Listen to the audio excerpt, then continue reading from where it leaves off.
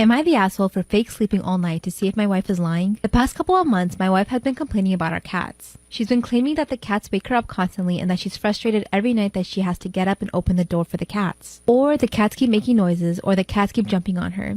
It got me to the point where she started saying she wants me to get rid of them. I've told her I've never seen or heard any of this, but she claims I sleep through it all. She kept telling me that she was getting less and less sleep and kept acting aggressive, blaming lack of sleep from the cats and that if I didn't get rid of them, she'd leave me. I legitimately started considering giving the cats to my sister until I noticed something. One morning, she claimed she had gotten up multiple times throughout the night to help the cats. She listed a bunch of times. I thought it was weird because I had been up until 4 a.m. and she claimed that she got up at 1 a.m. to open the door for them and a few times around 3 a.m. because they were meowing and jumping on her. I was in the bedroom the entire time while she slept, and I know none of this happened. Things weren't adding up, so I decided to run a test.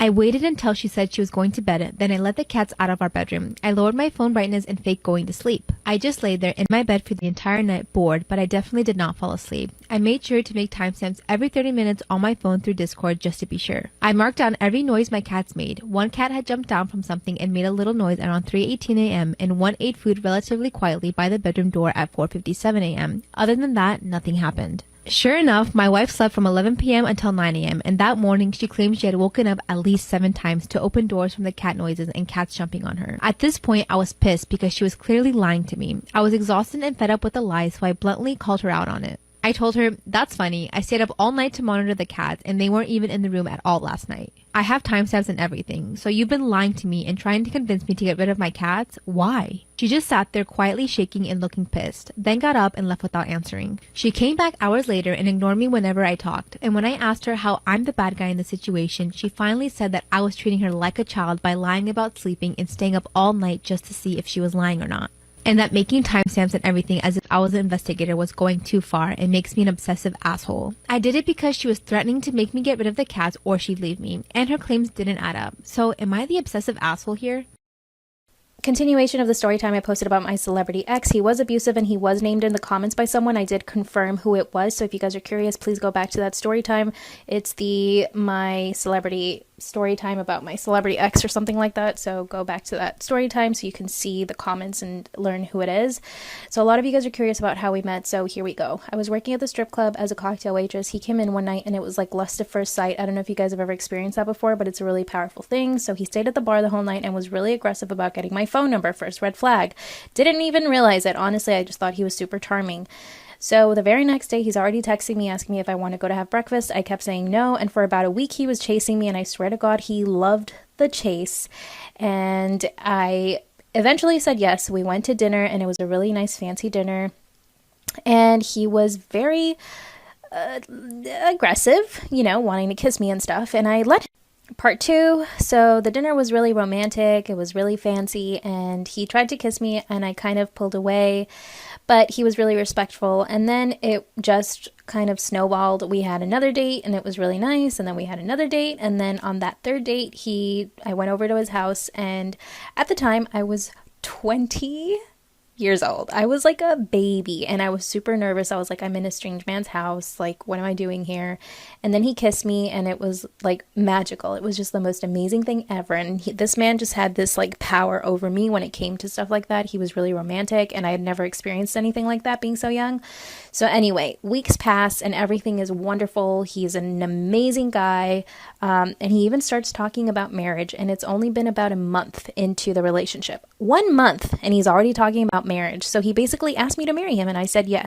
Part 3, so at this point we're really happy. We're talking about marriage. So one day I go to Trader Joe's to buy everything I need for dinner, and he calls me when I'm there and he says, "Look, I need to tell you something. I have a substance abuse problem, and this is basically, you're out. If you don't want to be in this relationship for that reason, you need to tell me now." And I said to him, "Absolutely not. I want to help you," because I was so naive. I thought I could actually help him. And I honestly thought he was telling me this because he wanted to change and he wanted to go to rehab, but no, he was only letting me know so that I could know what to expect from then on, because the relationship was never the same after that. Unfortunately, literally that day, he was not the same person anymore. It was the most bizarre thing ever. But from then on, he would put him and I in situations like where we were literally on the verge of getting caught by cops, or, you know, traveling somewhere and he was carrying stuff. He was always accusing me of stuff. He was always accusing me of something, and it took him hitting me to leave. Am I the asshole for refusing to let my stepdaughter use my daughter's wedding dress? I met my stepdaughter Zoe 2.5 years ago, and I married her father less than 5 months ago. It was a small and private celebration since that's what we felt was the best thing to do since I'm still grieving my daughter Lauren, who passed away from sepsis at the age of 26. She was doing okay and was getting ready for her wedding that was supposed to happen the same month she passed away. We still don't know what went wrong. I took most of her belongings, including her wedding dress. We bought it together and she put a lot of her own touches on it. Although it hurt to look at it, I made sure it's safe. My stepdaughter Zoe is younger than Lauren. She's 23. We're not very close and distance is one of the reasons why. The issue started when Zoe visited to talk about her wedding in April. We were talking about wedding dresses and she suddenly brought up Lauren's wedding dress. I asked her what about it and she said she saw it several times and it got stuck on her mind. She asked me if she could see it and I let her. She then said she'd like to wear it at her wedding. I felt uneasy. I told her I wasn't sure that was a good idea. She told me it's fine. She'll have to change a few things in it so that it can fit her size and style, but this is why I had a hard time accepting. I told her I was sorry, but I can't let her have it. She offered me money, but its sentimental value is what matters to me. She argued, saying I was making things complicated and it was all right since she too is my daughter. She asked if I don't love her as much as my own daughter, and I told her my love for her is different, but she threw a fit calling me unfair and unreasonable, and I still said no. Her dad got involved in the argument, saying he doesn't see why I'm against it. I declined to discuss it anymore, but they keep bringing it up, asking if my daughter would have wanted someone else to have the opportunity to wear this dress since she unfortunately couldn't. This made me so mad, I lashed out at both of them and kept saying no. Others said I had no right to act like that. What's the point of leaving the dress in the closet when my stepdaughter can make good memories in it? Am I the asshole for not wanting to give her the dress? Am I the asshole for not giving my brother my college fund after he was cut off for coming out? My 18-year-old brother recently came out as gay and my grandparents, who are homophobic AF, like they don't even hide it, didn't take it well.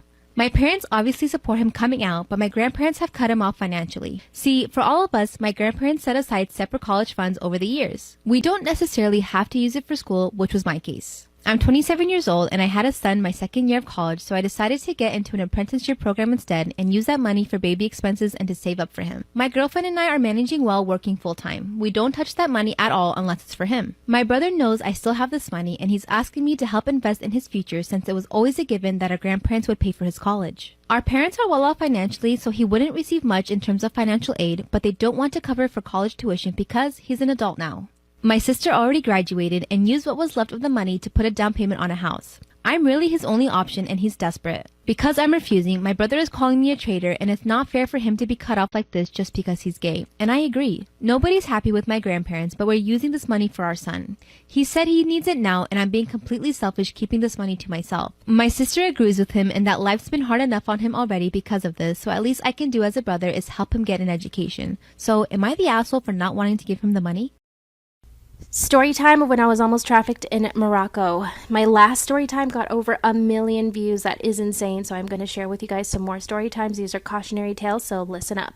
Back in 2018, my husband and I went to Egypt and Morocco. We had spent about 2 weeks in Egypt, and during that time, I had been completely covered up. I did not show any skin at all, and I knew that I definitely didn't want to do that. I didn't want to offend anyone.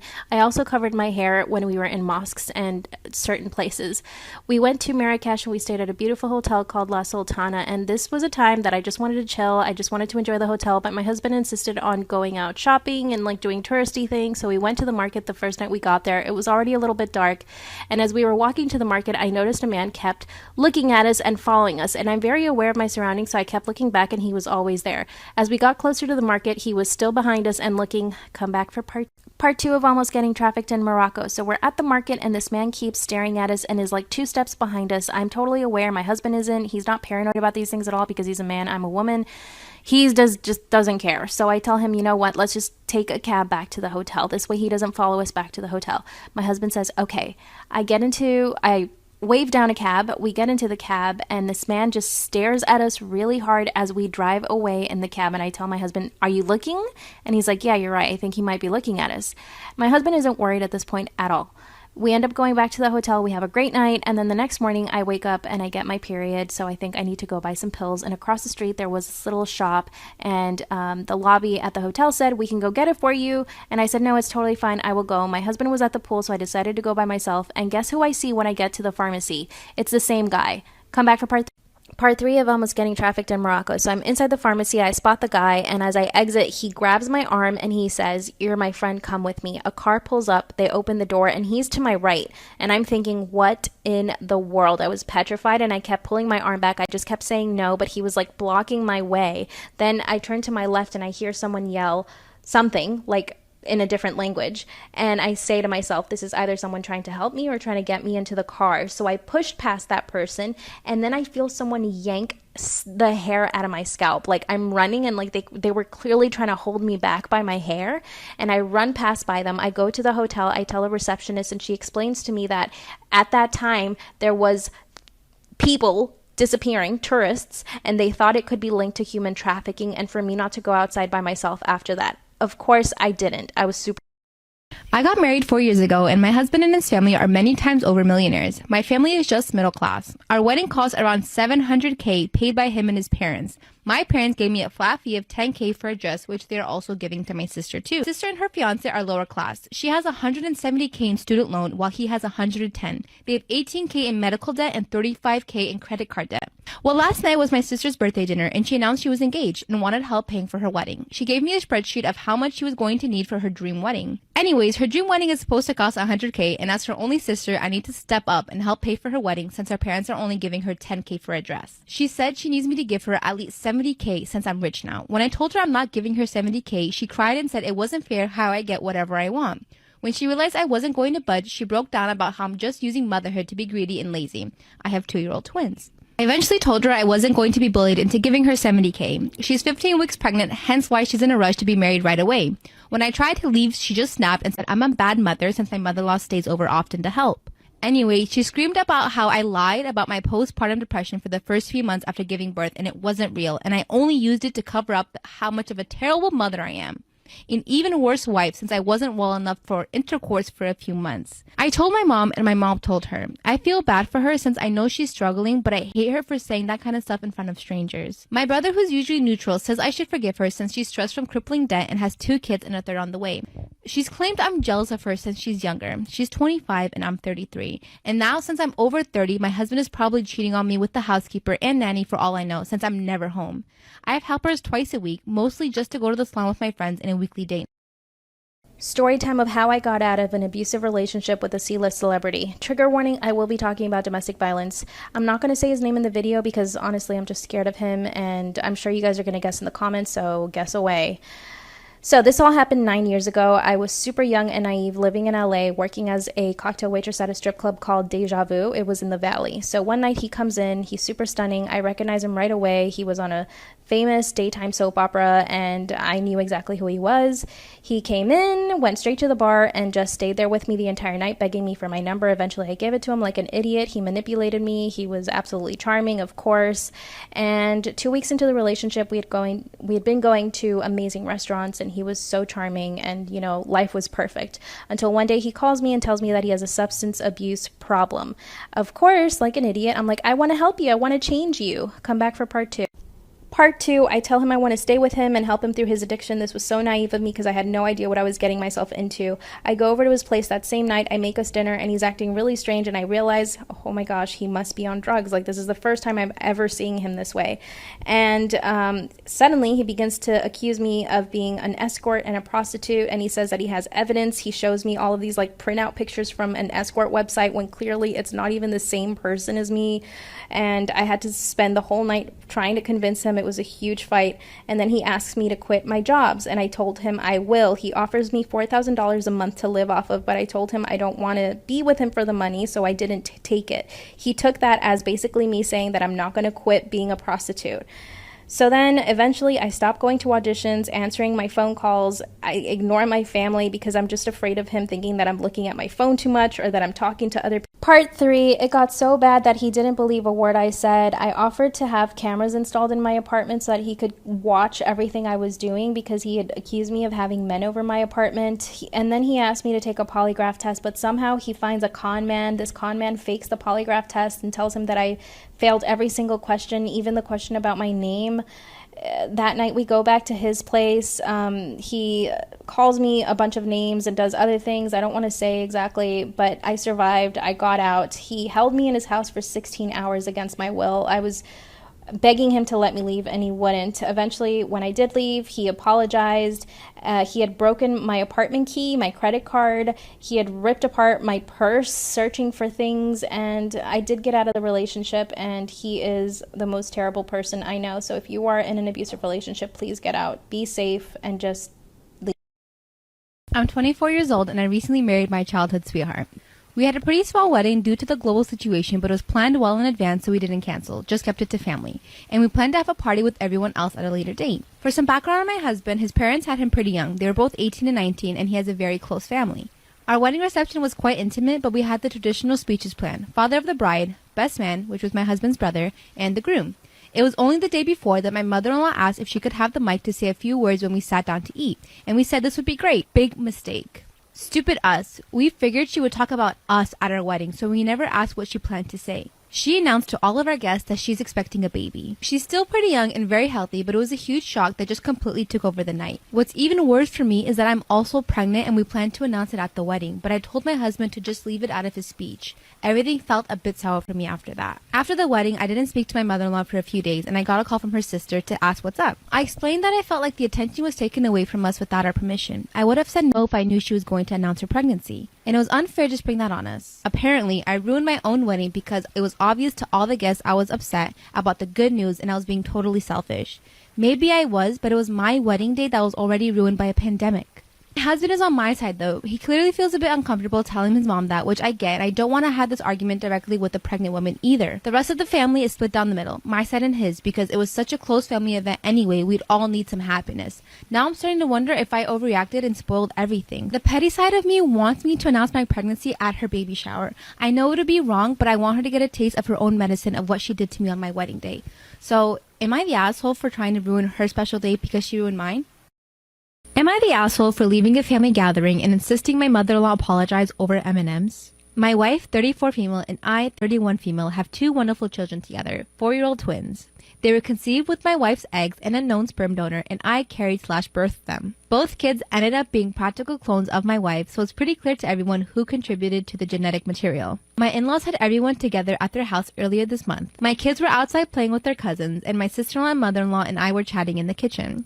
At one point, my two ran inside from playing and asked if they could have some M&Ms that they see on the counter. I tell them, no, we'll be eating in 15 minutes. You can have them after dinner. A little bit later, my sister-in-law and I get the call that food is ready, so we go outside and I see my kids each have a little cup full of M&Ms that they are eating. I told my kids that they knew they were not supposed to be eating those and took away the cups. My mother-in-law comes over and says that she gave them the M&Ms and that they can have them. To which I replied, no, they can't. It's dinner time. You were there when I told them no. Mother-in-law says again that they can have some chocolate, it's fine, and tries to take the cups out of my hands. We go back and forth, prompting my wife to start walking over to us just in time to hear her mother say in front of our kids, I'm saying it's okay. They aren't even your kids. They're my daughters. Just give them the chocolate. My wife had her mom repeat herself and said something like, absolutely not, we are leaving. I put the M&Ms on the nearest table, grabbed both kids, who were now softly crying, and started to pack our stuff. The whole event erupted into chaos. Father-in-law screaming about the disrespect of us leaving, grandmother crying, brother-in-law and his wife arguing with their father-in-law, mother-in-law crying that her only daughter is abandoning her. It's a mess. After a couple hours at home, the kids seemed okay, but mother-in-law saying I'm not their mom really scared them. My wife spent about 4 hours on rotating phone calls with all of her family, from father-in-law screaming at her, mother-in-law crying over how we took her grandkids away over M&Ms and made her out to be the bad grandma, brother-in-law trying to get in the drama, grandmother depressed saying she would die without seeing her great-grandkids again. My wife's message to all of them was that mother-in-law needed to apologize to me and to our children for what she said. We made it clear that we would have no problem spending time with grandma and brother-in-law's family, but we would not bring the kids around my mother-in-law until she apologized. As you can guess, the apology hasn't happened, but the phone calls of guilt trips, yelling and crying have not let up.